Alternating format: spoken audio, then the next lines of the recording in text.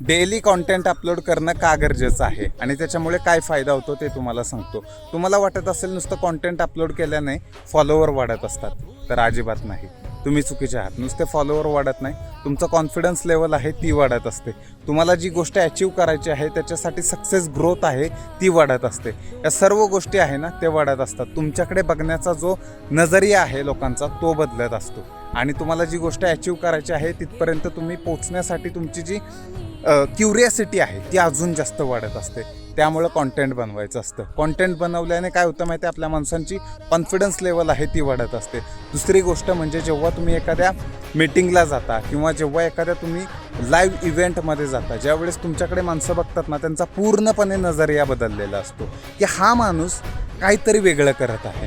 जसं की माझा एक मित्र आहे, तो सुद्धा कॉन्टेंट क्रिएट करत होता. तुम्ही अगोदरचा व्हिडिओ बघितला असेल, त्याचे आत्ता 20 लाखापेक्षा जास्त फॉलोअर झालेत. फक्त कशामुळे? कॉन्टेंट क्रिएटमुळे.